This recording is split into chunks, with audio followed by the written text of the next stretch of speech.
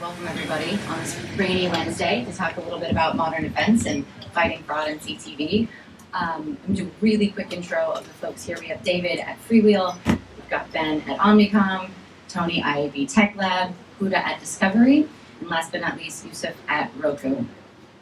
So I wanted to kick off before we sort of go into all of our amazing panelists to actually introduce what modern defense is and a quick beat about Human. We're a cybersecurity company. Our main focus is typically bot or not on an online interaction, right? Is this interaction a human or not? And modern defense is a security strategy, right? So it's talking about how do we make an attack on one a collective defense for everyone. And a lot of what this group is going to talk about is what are we doing both individually at our companies but collectively together to raise the cost of every attack. So how do we make it more expensive for criminals to get away with it? How do we lower the cost of protection? So how do we make it less expensive for this group to fight fraud? And I think we talk about disrupting the economics of cybercrime all of the time, right? It's very much unfair warfare because they can try 1 million times and there are no consequences. So there's no really risk of them getting it wrong, which means we're constantly under attack. So we really have to change that dynamic, go on the offensive, and modern defense is fundamentally means that we can't do it alone, right? So that's why I'm so excited to have this group, because we're going to talk about, again, the things that we sort of do uniquely from a technology perspective that helps keep us all safer, from an economic perspective. So how do we disrupt the economics of cybercrime by making certain spend commitments and the way that we think about investing our money. And lastly, we're going to talk about disruption. So how do we actually hold bad guys accountable, make sure there are real consequences to stealing money. And the last thing I say before I hand it off, to make it too serious, but obviously nobody in this room wants somebody to steal their money. No one wants an ad to be shown to a bot. But what we're seeing increasingly is behind these bots are bad humans that are using the money from our industry. They're siphoning money for other really bad behaviors, right? Ransomware, election interference. So we're really raising the stakes, right? We have to, as an industry, make sure that our money is not ending up in the hands of these bad actors and make our world a worse place. So we're fighting the good fight, basically. So I'm going to start with technology. I'm going to start with you, Tony, to go a little bit about, and the topic is CTV, so I think we're going to focus primarily on some of the things that we can be doing uniquely to protect CTV. But if there are other sort of topics, you can feel free to cover them. But specifically in CTV, what are some of the things IAB Tech Lab is doing to secure the supply chain? Sure. The existing frameworks of ads.txt, sellers.json, supply chain object apply to CTV as well. So those are legacy standards that we've had in market for a number of years. Ads.txt 1.1 was released about 2 months ago. It's already been adopted by several folks. And so that, if you think of Tech Lab's approach to fighting fraud, think of it as building any sort of fence. Anyone who's ever built a fence, I used to work on a farm, I have built many fences, you have to start with your fence post. Ads.txt is the fence post. And historically, a lot of folks have criticized it in social media or publicly, like, Ads.txt doesn't do enough. Well, that's the fence post. And then your first piece of wire is sellers.json. And then your next piece of wire is the supply chain object to track exactly how many hops a media opportunity took to get to you, the buyer. Chances are, if you are buying premium CTV inventory, it probably did not go through 7 hops. I would look closely into that. And we have standards that allow buyers to track against that. And then most recently, another wire we added to the fence is called ads.cert, which is a means of signing the connection between the server-side ad insertion platform and the SSP to ensure authenticity of the actual media opportunity. So that's the latest thing that we've introduced. It's purely for CTV today. And what I would recommend to, I don't know how many, I don't know if there's any marketers in the room, I would recommend enforcing the use of ads.cert for any CTV supply you're buying. And I would also then audit against ads.cert implementations, and I would not pay for anything that has not been signed between the SSAI provider and your SSP. That is how you ensure authentic CTV supply. So that's the latest that we've added. It works in concert with the existing fence that we are building and continue to build to fight fraud. We're going to expand ads.cert to the entire bitstream, so it will be cross-media, cross-channel by the end of this year. So the ability to sign the entire bitstream will create a choke point for fraudsters. So when you say, how do we penalize fraudsters? One of the things ads.cert will help accomplish is create an audit trail and say, okay, I'm not paying for these signed impressions, which means those that are committing fraud will not get paid. You're therefore demotivating these bad actors from actually committing fraud because they're not reaping the benefits of it. Awesome. Youssef, I want to go to you on this same question in terms of how Roku is leveraging various technologies to secure the supply chain, particularly in CTV. Yeah, definitely. Thank you so much, Ellie. I think that was working. Trust me, my voice is not that loud usually. Thank you so much for having me, first of all, and good morning, everyone. My name is Youssef. I lead the Ad Platform Partnerships team at Roku. We've been working with Human for many, many years now on developing awesome technologies to defend basically against fraud, as Tony mentioned, in our ecosystem, especially specific to CTV.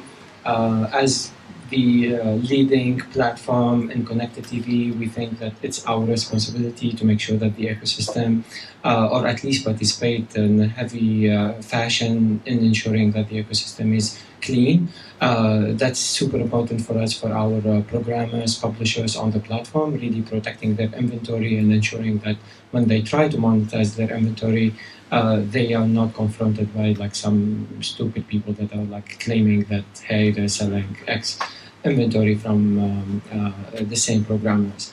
So, but to answer your question, we have dedicated a lot of energy and resources to develop features either specific to Roku, as like, for example, fingerprinting every impression that happens on the platform and providing that signal to different actors in the ecosystem to be able to understand that that impression actually happened on our platform or it didn't, or also providing information and opening up a little bit the platform to companies like Human, so that they can leverage basically their algorithms, their technologies, and adapt it to connected TV.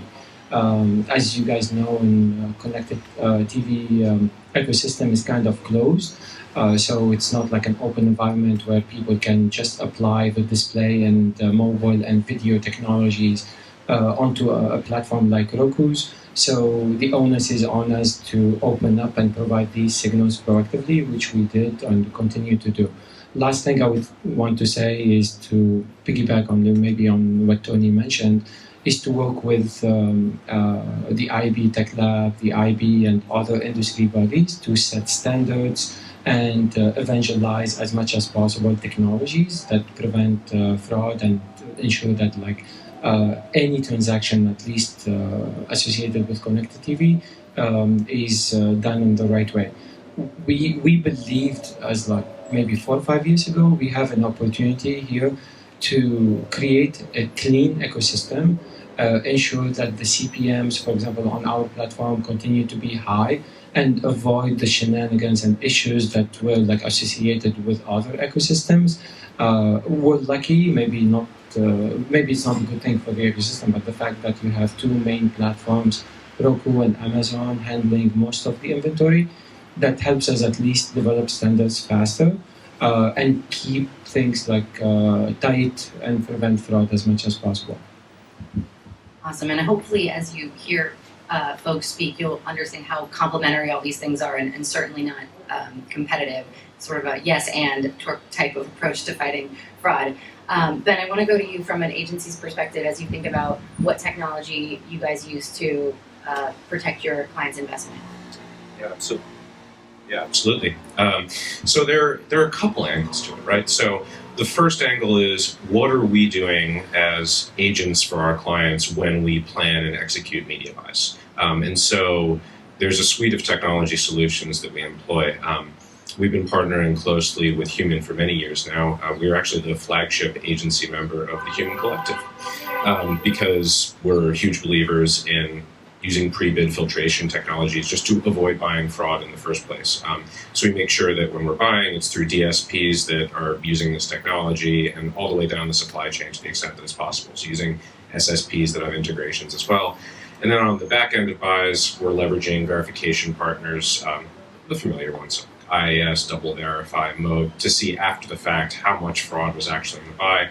We've got clawback provisions with a lot of our sell-side providers so that we can make our clients whole when there's a significant amount of fraud, which is fortunately increasingly rare. So that's what we're doing day to day. So then the other side of it is how we're employing our leverage as a major agency to try to push for maturation on the supply side, let's say. And that's resulted in us being major advocates of a lot of what Tony and the IAB Tech Lab are doing, so promoting ads.cert, ads.text. We also have an initiative called CTV SSI, Signal Standards Initiative, to try to get our publisher partners to standardize around identity, inventory, and then also seller to help mitigate fraud there. Awesome. So I'm going to flip to the other side over to from the publisher, which I think is probably one of the most important perspectives of this panel, because you have a bunch of folks in the middle that are protecting, but fundamentally it's the good publishers who get money stole from them when you have things going on. So we'd love to understand your perspective and what are some things that you guys are doing as an organization to protect your inventory and your brand. So I think we actually have two problems.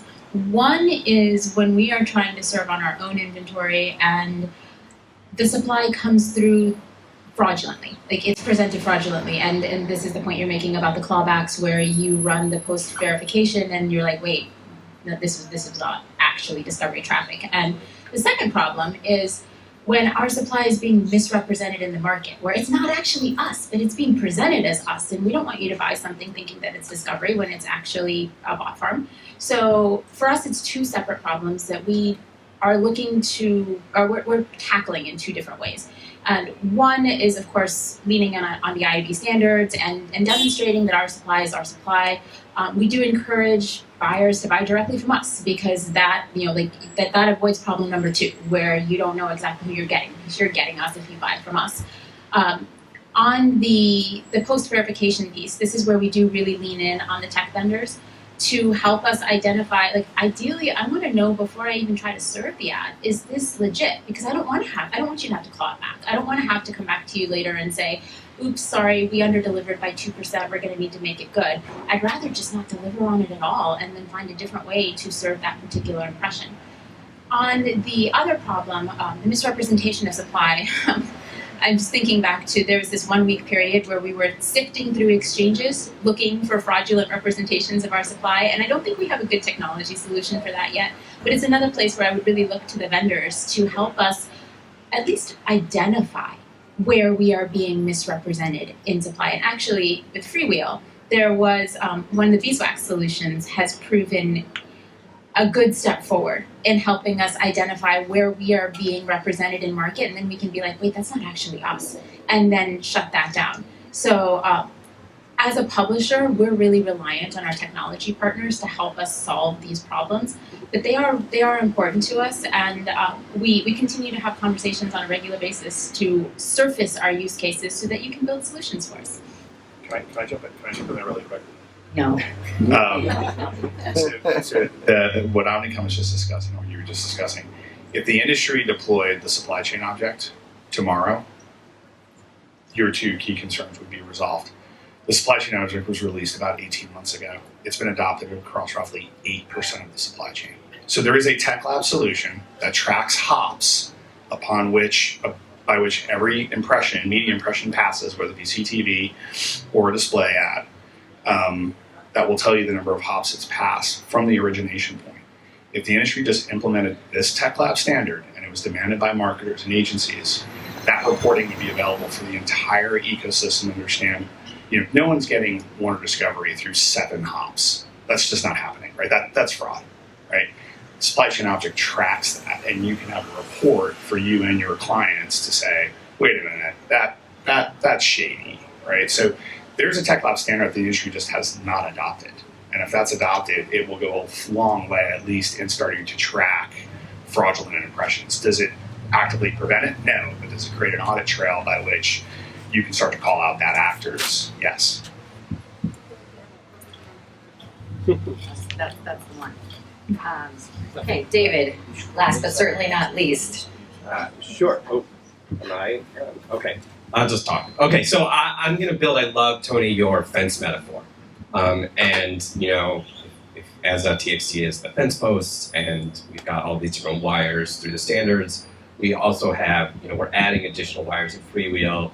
We work with Human, we work with some other vendors. Those are additional wires. To me, it's all about, making that fence robust. I do want to add on that we think of, the combination of standards, of the technology we use as two pieces.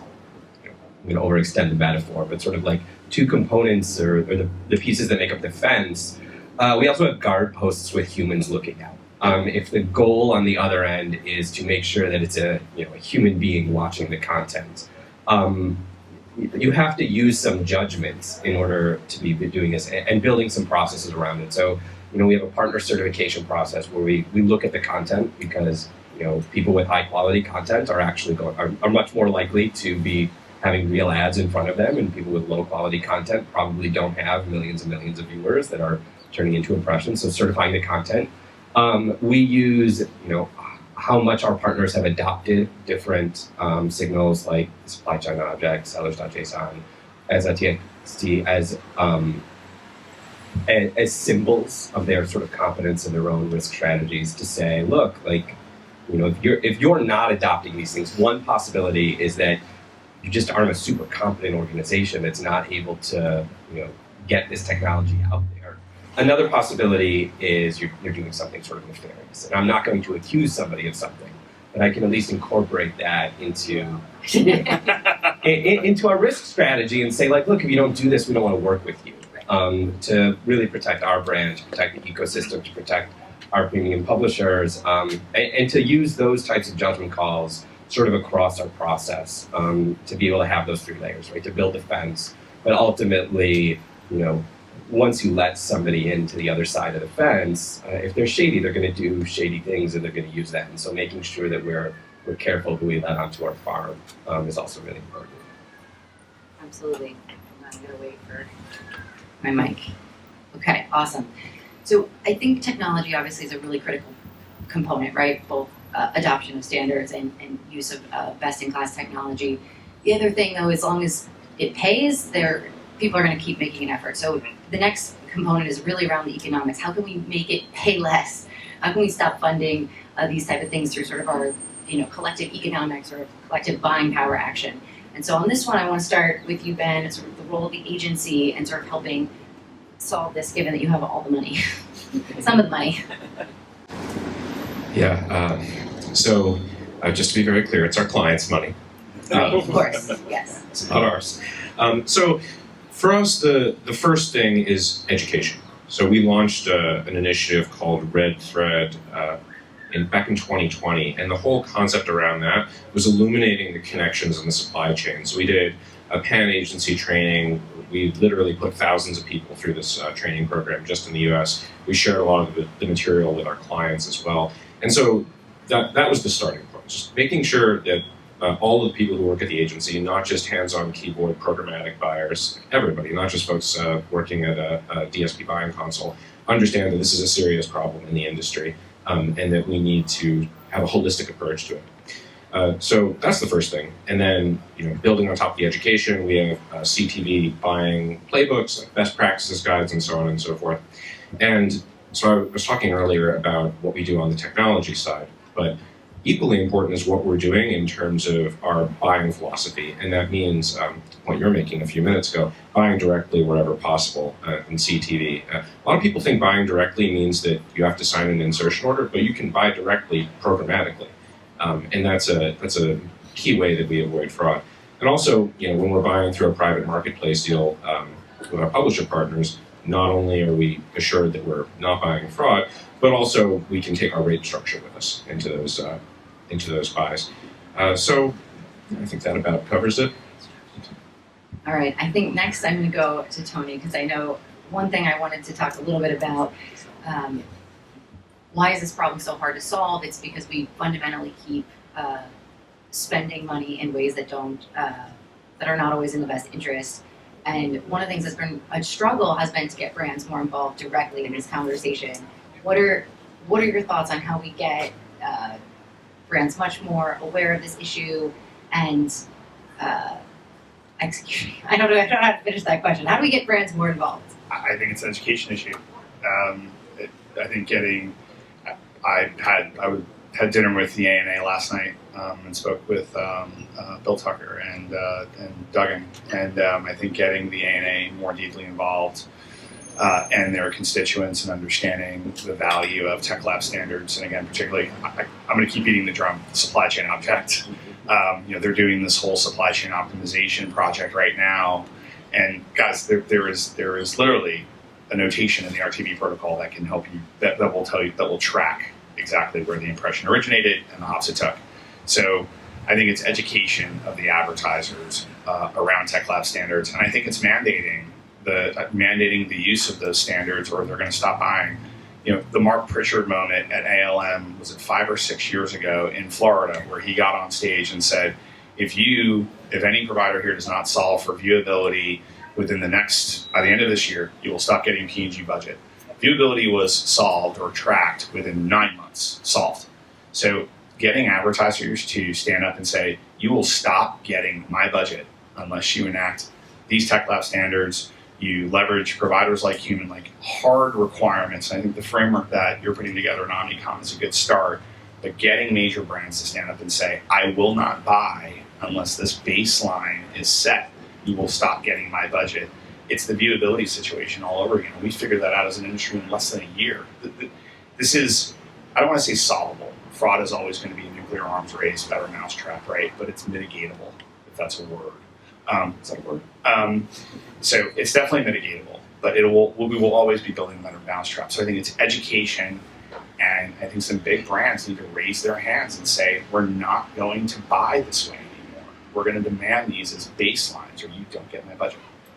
And I think it goes back to a little bit about what David was saying about, if something seems too good to be true, it probably is, and there's this tension between brands really asking their agencies to lower their CPMs, get more efficient. When if you see CTV for $5 CPM, it's not because your agency is brilliant; it's because you're buying fraud. Yes. And so there is this. It's a common sense. You stole my talking point. Oh no! Okay. No, I'm kidding. Would you please expand on that with more? No. words? I was just joking. You gave me credit. You referenced it. That's sort of my point of view on it, though. I'll just build, on what others have said, right? Like if you are getting discovery for $3, $4, $5 from some reseller out there that is telling you that it's really authentic, but can't show you the supply chain, like it's probably not discovery. If you're getting it, or so there's some degree of sound business judgment. I think, we work closely with large sort of premium publishers. We think that the more that people are connecting directly with those large premium publishers, or working with technology platforms that are directly integrated with those premium publishers, the better it is for everybody. The lower the transaction costs, the more working media that you have, the more the publishers are making on it, the less risk that you introduce into the supply chain around fraud. There's just an enormous amount of value that comes from those direct relationships. And it removes a lot of that incentive in there. You can only do so much with the technology. You need to have that, that sort of level of diligence, or that level of insight to be able to say, look, if this looks too good to be true, it probably is. If I'm getting the bulk of my buy from a lot of long-tail publishers that are apps that I've never heard of in a market where most of the viewing is happening on a handful of them, something's probably wrong here. Like having things pass the sniff test and not get really excited that, wow, I figured out how to use data to cheat the system, or I figured out how to make this thing work for me. Like that's just going to encourage bad behavior more and draw it into the ecosystem. Awesome. So Huda, on this point, I want to go over to you, and like as you ever hear talking, we're all talking about publishers and this thing, and we're talking about you. Like, what are the things that you just want to just like chime in and say right now? We're gonna be like, you're the one sort of fighting the fight at the end of the day, and the money is ultimately maybe going to criminals. Like, what's the drum that you really want to beat on this point? I mean, I just want to double down on everything everyone has said. I agree with all of it. We buy from us directly. And to your point, buying from us directly does not mean traditional direct IO. Yes, you can engage in a programmatic way. You're just working with us, not through a reseller, so you know exactly what you're getting. And if it's too good to be true, it probably is not true. Like you get what you pay for. And then the big thing where we opened with education, like the more people understand, the better this works. And I think that's just really important in helping everyone understand the value of the standards and why we need to enforce them and how we need to work together as an industry to tamp down on illegitimate behavior. And we are at Tech Lab. We are going to we're doing some work in the second half of this year to re-architect the deal ID to better support the upfronts. Right now, it works, but I would say it's not elegant making the upfront work within programmatic. And so we will be coming out. There will be a new version, likely of RTV, late this year, early next year, to better support the upfronts through the deal ID construct, and so which will allow you to buy directly through private marketplaces more elegantly after an upfront negotiation. So we're also aware that we need to facilitate that buying directly through PMBs. We have an excellent programmatic sales team. Please come talk to us. So Yusuf, I want to go to you, but I want to change the topic a little bit to the third point that I wanted to talk about, which is disruption and takedowns. The other piece that is very, very hard. Tamara's in the back. I don't know, how long did Eve take start to finish? About 24 months to people in jail indicted. 24 months. Well, no, but from the very beginning of the investigation, like 5 years, right? 5-6 years to attack to jail. 24. 24 months. Okay.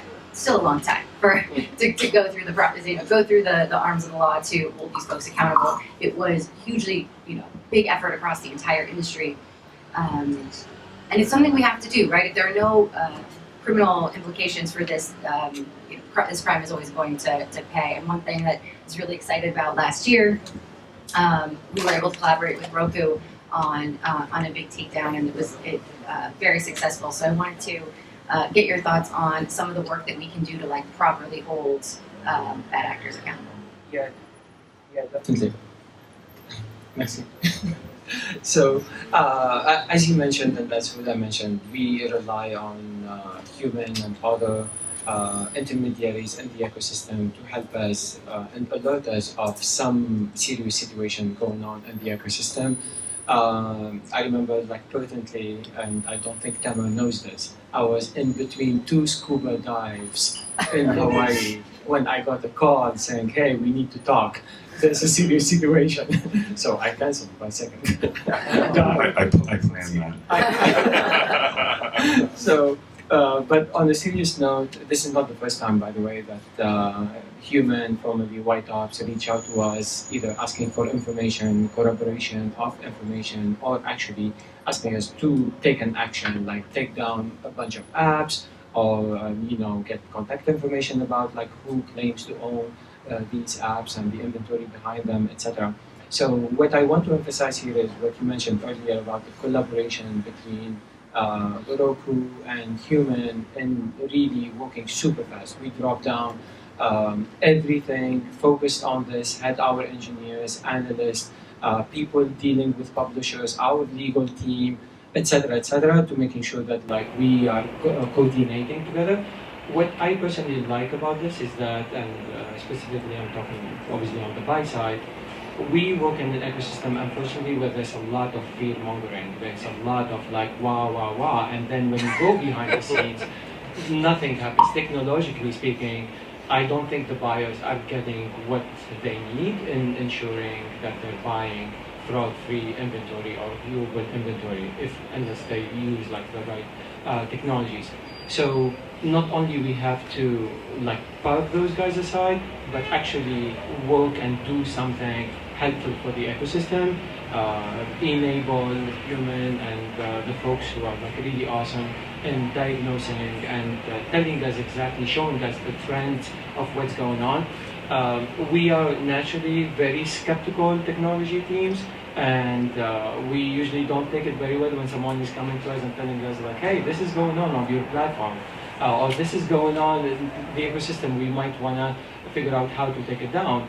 And we definitely double check the information, we exchange a lot of data, and finally we were able to take these actions. And then when we communicate about it in the press, etc., at least it's valid, at least you have some action behind it, instead of making like a big chaotic news and you cannot stand behind it. So I wanted to link it back maybe to earlier what Tony and David mentioned about ensuring that we have standards. The buy side P&G said so and so. I kind of want to push back a little bit on that. I prefer to work in a collaboration and really have everyone engaged in setting the standards. I don't want to be told on my platform like this is what is the viewability standard on connected TV, because sometimes the technology is very complicated, especially when it's a closed environment, especially when it's not like an open a website or like it's not display technology. So you need someone like Roku or like say Amazon to tell you how their platform works, so that any iota of technology or standard that is developed actually can work and everyone can rally behind it. Awesome, thank you. Okay, so we're almost at time, so I wanted to do a little quick closing thoughts. And I want to kick it off because you brought up something that I'm very proud of, but also I think is probably the most difficult thing at Human, which is the balancing act of being clear that fraud is an issue and that it's really important to solve. So having a sense of urgency and purpose, but not from a fear-mongering standpoint, not of everything's on fire, but rather if we work with purpose and collaboratively, we can make a difference. But also do want to highlight the problem, and it's a tricky thing. So if I could leave people with anything, I would say it is something we can make a difference. It is solvable. It's just going to require, I think, a consistent amount of help from collaboration from this group. So why don't we just go straight down this way in terms of the one thing you would love to leave the audience with in terms of what Freewheel is doing, for example, around protecting CTV, or honestly anything you want to leave them with. All right, I'm gonna do two things. Okay. I hope that's okay. So one of the things I think I'd like to leave is just the importance of layering on all of these different levels of defense between the technology, between the standards, and between developing really high quality processes and sort of human involved practices to ensure that you are delivering fraud-free impressions to your buyers or to your customers, which includes reducing the number of hops in your supply chain and working with high-quality publishers. But the second thing I do want to think about, and Youssef mentioned this a little bit, is that TV is a really different ecosystem than the traditional display ecosystem. You're not running in a browser, you're not running in a mobile browser, you're not running in an app environment. You are running in an app environment. It's very different out there. There's also unique characteristics of the CTV environment that make both fraud and legitimate traffic look really different, and where I think being really cognizant of those nuances to help you get really high quality inventory is important. So when we have customers that are using proprietary set-top boxes to deliver TV, we worked with our partners to make sure that we identify fraud differently there, but there are tens, if not hundreds of millions of people in the world that are watching the equivalent of connected television through those boxes, watching on-demand content. We want to make sure that we can expose those programmatically the same as anything else. If you get 2 million simultaneous impressions on a single publisher, that looks really shady until you realize it's the World Series or something that somebody's activating programmatically for the first time, and you actually you miss all those 2 million impressions if you flag it as fraud inappropriately. And so making sure that we're using smart judgment that reflects the unique nature of the platform to make sure that we're delivering high value without sort of cannibalizing our business is really important. You got the word human in it multiple times. You're welcome. All right, Ben, you're up. Yeah, so I won't repeat everything you just said because it's very much philosophically aligned with our perspective. Something that Ellie and I were talking about before the panel is that I think sometimes the word redundancy is considered a dirty word in media, but in this context, I don't really think it is. It's good to have mitigation measures employed at the DSP level, at the SSP level, and then also buying directly from publishers, as we were chatting about a minute ago. So when you have all these things layered together, you can actually achieve a very healthy level of fraud mitigation. And then I think the other thing I'd like to leave people with, since you've established the precedent of talking about two things, is that it's really important to have a feedback loop set up, right? So you put all these measures in place, you set up your buying strategy and so on and so forth.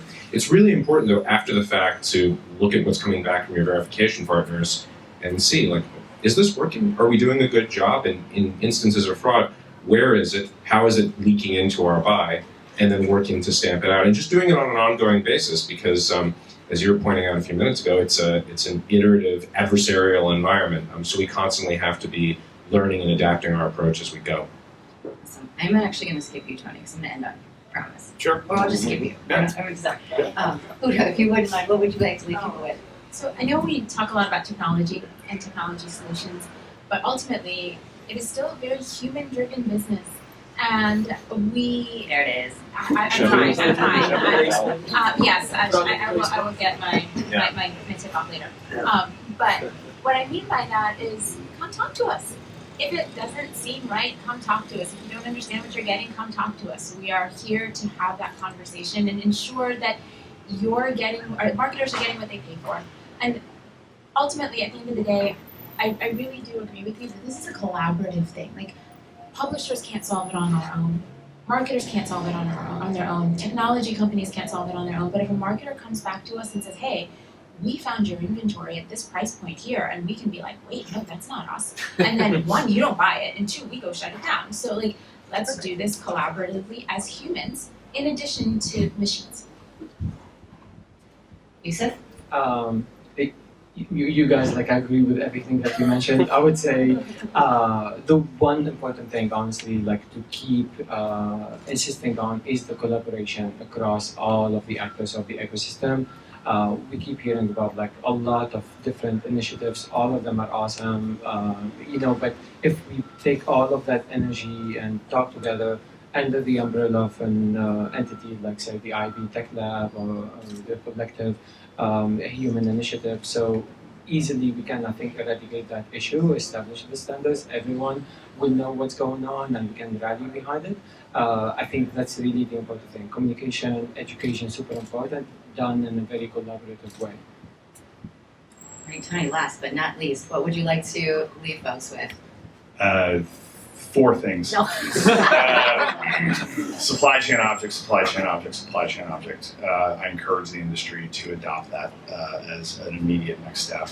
Second is leverage our transparency center. You can leverage our UI or our API to pull feeds around publishers' ads.txt and sellers.json files. We flag things like mismatches. So we do a very light audit of the ads.txt and sellers.json files. We crawl for those 4 times a week.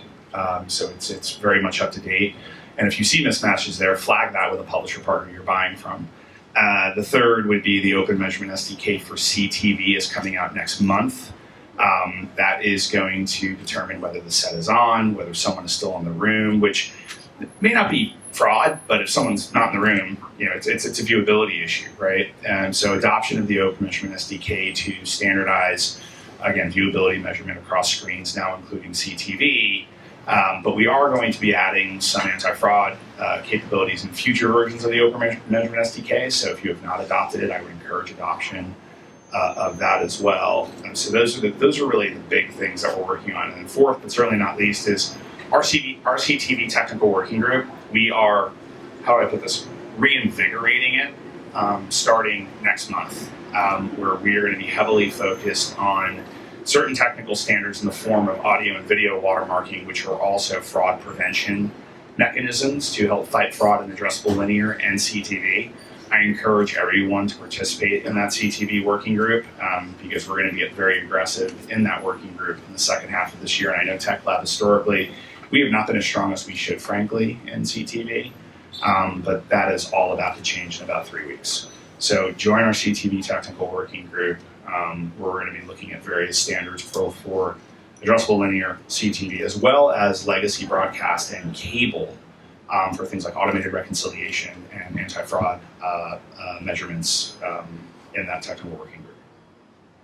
Thank you guys so much. Really appreciate having you all here. Yeah, thank you for having us. Thank you.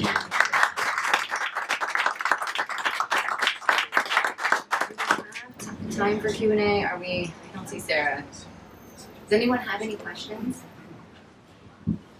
I have a question for Tony. And you mentioned the supply chain object 8% adoption.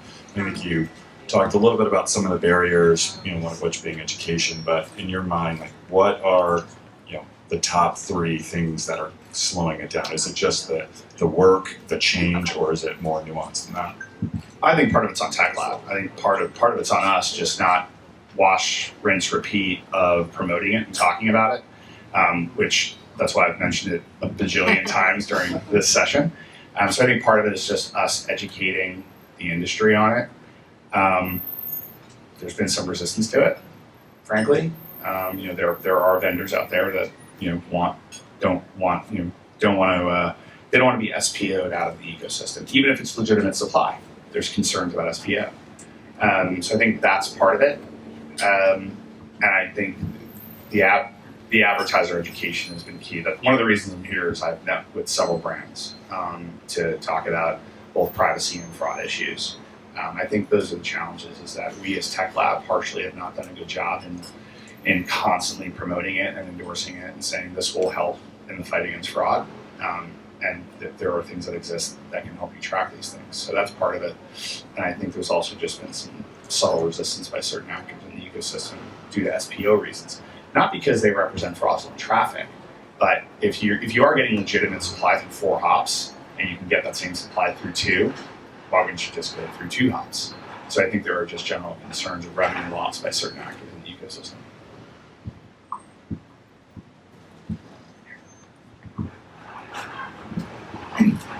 Michael McNally, human CTO.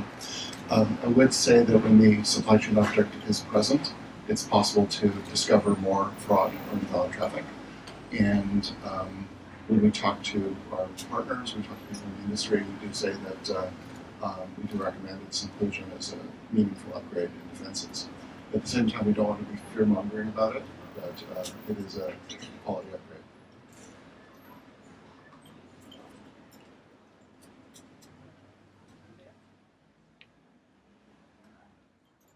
Thank you guys so much. Thank you. Thank you.